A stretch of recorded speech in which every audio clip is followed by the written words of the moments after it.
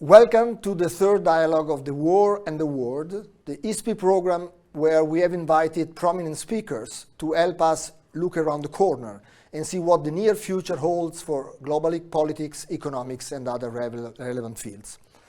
Today I have the pleasure to talk about the future of the Russian economy with Sergei Guriev, professor of economics at Sciences Po in Paris and former chief of economist at the European Bank for Reconstruction and Development. Thank you, Professor Guriev. Thanks, Sergei, for being with us. Thank you very much for inviting me. Let's start from the current crisis, the war.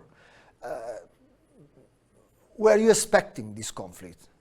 And what is your take on the conflict so far? So I actually looked back and I saw that in my emails in days leading to war, I wrote to my friends and colleagues that the war is coming, but that was like a day before, 2 days before, or a week before the war. And at that point, it was not too hard to see that there is just too many troops and too well prepared. But I also have another piece of evidence. A year ago, we finished a draft of our book, Spin Dictators, which just came out this week. I highly recommend everybody to read the book with Daniel Treisman. And so if you look at the draft that we finished a year ago, there is no indication of the war. We do talk about the transformation of Putin's regime away from the regime being based exclusively on manipulation of information, on cooptation of the elites, on covert limited repression, towards a regime based on fear.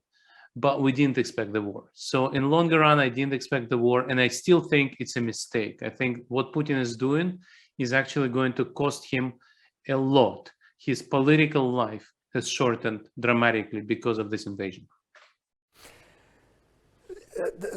And we get immediately to that, because many countries are imposing unprecedented sanctions against Russia.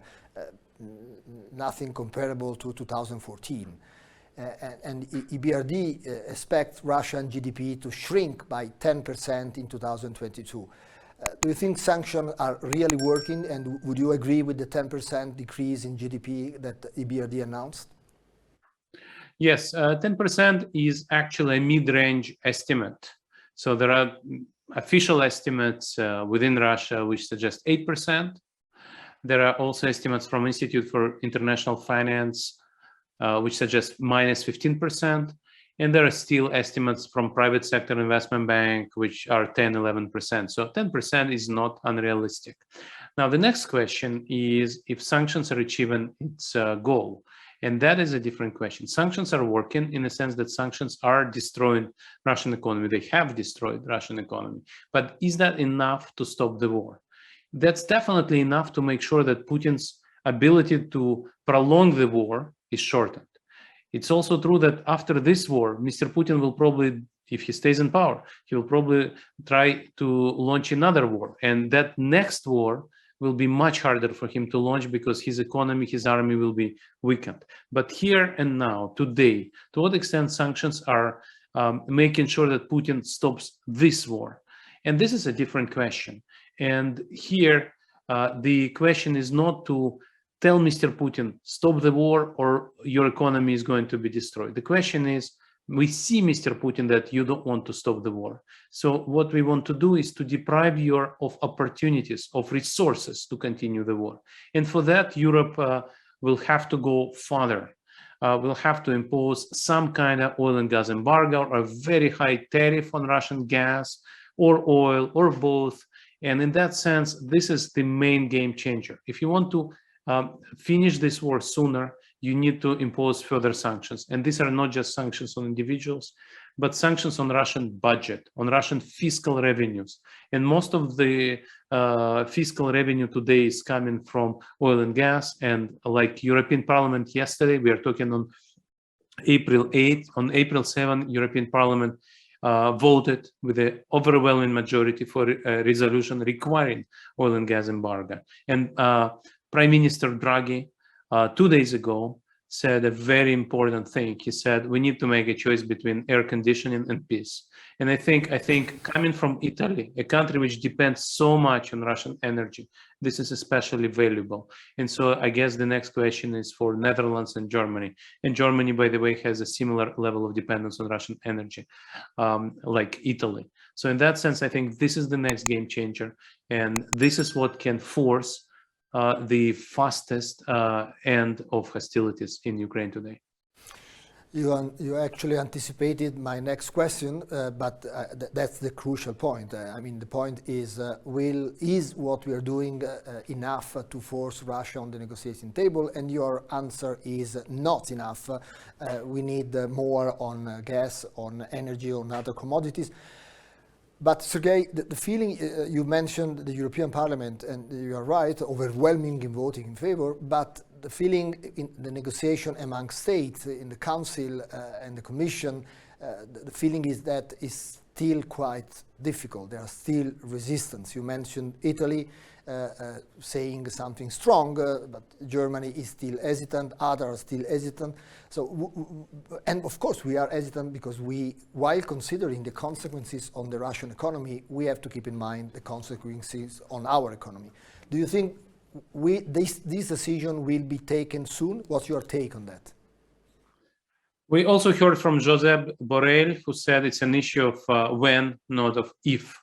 And I think many things which we saw during those weeks, in the recent 5 or 6 weeks, have gone far beyond expectations. Germany initially wanted to continue with Nord Stream 2. Germany didn't want to arm Ukraine and even banned transportation of weapons to Ukraine through its territory. Germany didn't want to increase defense spending.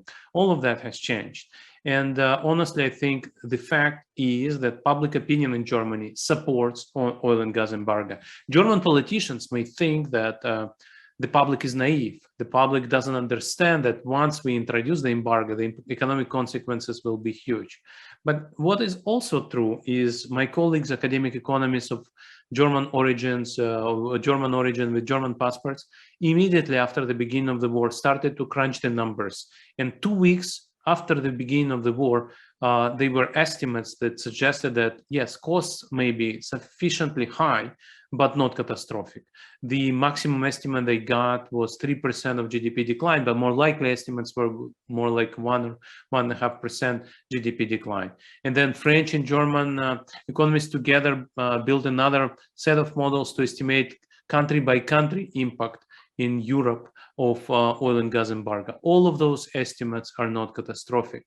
And in that sense, I think, yes, German politicians and European politicians in general are correct thinking about the impact on their economies, but these impacts don't seem to be catastrophic. And in that sense, I think Josep Borrell is correct. That's an issue of when.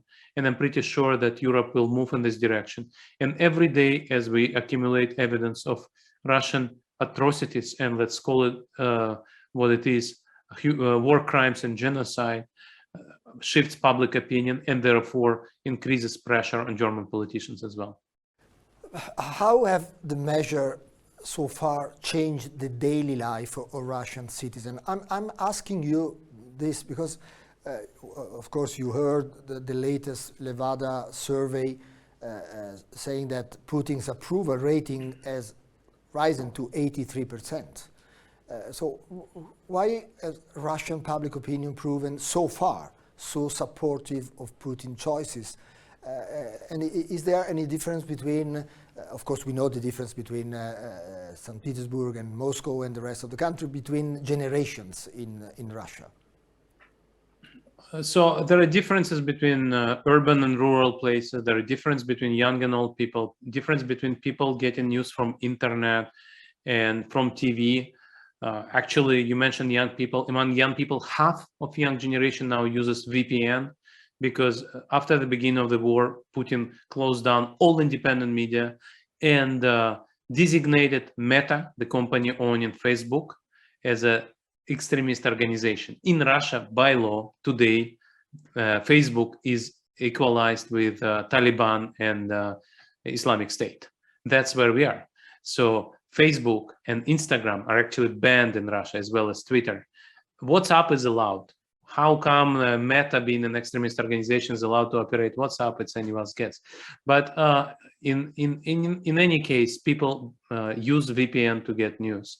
So yet we do see this Levada survey. And one thing I would mention is when I talk to pollsters today, they quietly complain that response rate have gone down a lot. So people don't want to talk to pollsters because it's now criminal to publicly say that you disagree with the official version of the war in Ukraine. So today we should be much more careful trusting this data. One thing which came out this week was a list experiment. I think not everybody in the audience knows what it is, but basically a list experiment allows you to measure the average level of support in a population when people don't want to say whom they actually support. So the list experiment is when you give people a list, say, of 4 issues. When you say, do you support legalization of gay marriage, Russian military operation in Ukraine, additional support of low-income Russians, and so on. So you give a list of 3 or 4 issues like this and ask, how many do you support? You don't ask what you support. So I don't ask you if you support the war or not, but I just ask you on this list 3 or 4 or 2 or 1. And then to some other people, I give the same list, but without the war. I'm going into this specific because I think it's very important. And then you ask people, okay, there is a list of 1 less item. And then you compare number of initiatives supported in the list with the war and without the war. And that gives you the average level of support in the population because of a law of large numbers. So this experiment was run, and we see that among people who agree to respond to polls, the level of support of the war is 68% in a direct question, and in a list experiment, only 53%. So these numbers are still very large, but I think they will also come down further because people will start feeling the pain of the sanctions. So I don't want to go long on this, but I would just say that there is significant gap between what people say and what they think, and that's already been documented, and we'll see more of that. It was very, very useful, your explanation, and thank you very much. A few weeks ago, you warned that sanctions could worsen the global food crisis on top of everything we discussed so far. Do you already see signs of this occurring, and what should we do to alleviate this problem? Yes, we started talking about how sanctions or future sanctions may affect Europe, but there is a much bigger issue how sanctions may affect the global poor, the countries which have low and middle incomes, especially countries which buy grain from Russia and Ukraine. And Russia and Ukraine are the biggest grain exporters. So the war will affect the grain market greatly. And we already see complaints about this. We already see issues related to that. The difference between Germany and Egypt is Germany has unlimited fiscal capacity. Egypt much less so. And so the world and the West in particular need to think about those issues very carefully, how the developing countries are hit by higher oil prices and grain prices. And this is why we see some emerging markets saying, we cannot join sanctions. We cannot afford to join sanctions. We will use the situation where Russia is desperate to sell its oil at a discount price. So we'll take that discount. So these are the issues which are huge, and we should not forget about them. This is a war in Europe, but this war affects everybody in the world. Me to the last question, which is strictly linked to what you said. I mean, it's clear that there are countries in Africa and Asia which are worried to be against Russia. We saw that yesterday at the UN at the vote.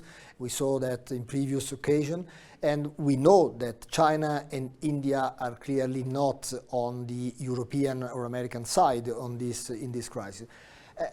So what does this mean in the future for the Russia economy?